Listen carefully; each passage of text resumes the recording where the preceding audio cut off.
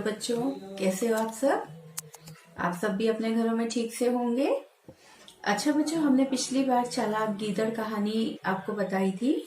अब इस बार आप अपनी हिंदी पाठ्य पुस्तक सृष्टि का पृष्ठ संख्या 24 निकालिए। ये कृष्ण और सुदामा की कहानी है। आज हम आपको ये करवाएंगे। ठीक है बच्चों, चलिए पृष्ठ 24 निकालिए। चलिए बच्चों, शुरू करते हैं। पाठ 4, कृष्ण सुदामा। बहुत समय पहले की बात है। कृष्ण और सुदामा एक ही गुरु के आश्रम में रहते और पढ़ते थे। दोनों पक्के मित्र थे और एक दूसरे पर जान छिड़कते थे। शिक्षा पूरी होने पर दोनों अपने घर चले गए। कृष्ण द्वारिका के राजा बने, लेकिन सुदामा का जीवन गरीबी से भर गया। वह भगवान का भजन करते थे। एक दिन सुदामा की पत्नी ने सुदामा से कहा, आप बार बार कहते हैं कि द्वारिका के राजा श्री कृष्ण आपके मित्र हैं। आप श्री कृष्ण के पास जाइए, वे जरूर आपकी मदद करेंगे। सुदामा मान गए। फिर बोले, हमारे पास कुछ नहीं है। कृष्ण के लिए क्या भेंट ले जाऊं? तब सुदामा की पत्नी पड़ोस से थोड़े चावल ले आई और चावल पोटली में बांधकर सुदामा को दे दिए। सुदामा घर से चल पड़े। उनका मन डावाडोल हो रहा था।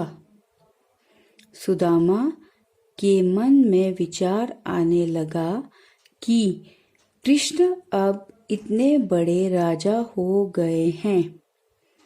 अगर उन्होंने नहीं पहचाना तो। चलते चलते सुदामा द्वारिका जा पहुँचे और कृष्ण के महल के द्वार पर खड़े हो गए। द्वारपाल ने पूछा, आपको किससे मिलना है?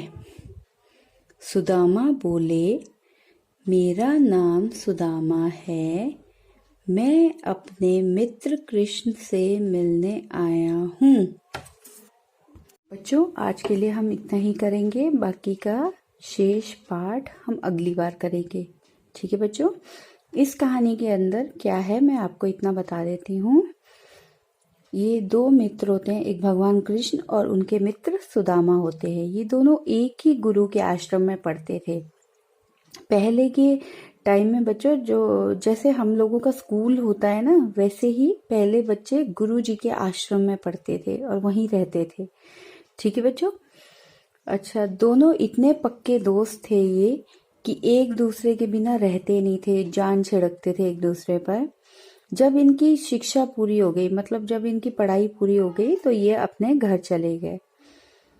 कृष्ण भगवान द्वारिका के राजा बने। ठीक है, लेकिन सुदामा जो थे वो बहुत गरीब थे और वह भगवान का भजन, मतलब भगवान का नाम लेते रहते थे। एक दिन सुदामा की पत्नी बोली कि आप बोलते हो कि द्वारिका के महाराज कृष्ण आपके मित्र हैं, तो आप क्यों नहीं एक बार जाकर उनसे मिलते? वो आपकी मदद करेंगे। मतलब आप इतने गरीब हो कि वो आपकी मदद। तो उनकी पत्नी ने ही बोला कि आपकी मदद ज़रूर करेंगे, भगवान कृष्ण के पास आप जाओगे तो सुदामा मान गए। फिर सुदामा बोले थोड़ा सोचकर कि हमारे पास मेरे दोस्त को देने के लिए तो कुछ भी नहीं है। ठीक है, फिर उनकी पत्नी अपने पड़ोसी के घर में जाती है और वहाँ से थोड़े से चावल ले आती है और चावल की एक पोटली, मतलब छोटी सी गठरी बांधकर सुदामा को दे देती है। सुदामा घर से चल पड़ते हैं, पर उनका मन इधर उधर होता है कि कहीं कृष्ण भगवान उनको पहचानेंगे कि नहीं पहचानेंगे। ऐसे विचार उनके मन में आने लगता है, ऐसी सोचें उनके मन में आने लगती है। अगर कृष्ण भगवान ने उन्हें नहीं पहचाना तो चलते चलते सुदामा द्वारिका पहुंच जाते हैं, मतलब भगवान कृष्ण की नगरी में पहुंच जाते हैं।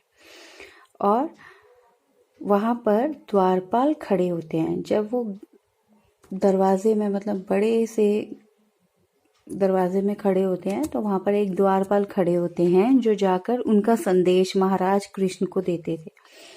तो द्वारपाल उनसे पूछते हैं कि आपको किससे मिलना है। तो सुदामा बोलते हैं कि मेरा नाम सुदामा है और मैं अपने मित्र कृष्ण से मिलने आया हूँ। तो बच्चों, ये जितना मैंने आज आपको पढ़ाया है उस कहानी का मैंने आपको सार भी बता दिया है, अर्थ भी बता दिया है कि यहाँ तक इस कहानी में ये बताया गया है। अच्छा बच्चों, तो अब आपने क्या करना है, इस पाठ को अच्छे से पढ़ना है और इसके कठिन शब्द ढूंढकर अपनी अभ्यास पुस्तिका में करने हैं। ठीक है बच्चों, आपने इस तरीके से अपनी अभ्यास पुस्तिका में ये कठिन शब्द करने हैं। दिनांक, पाठ 4, गृह कार्य, कृष्ण सुदामा, कठिन शब्द 1, 2, 3, 4, 5, ऐसे आपने 20 शब्द लिखने हैं। कितने लिखने? 20 शब्द। ठीक है बच्चों, चलिए बच्चों, ओके बच्चों, बाय।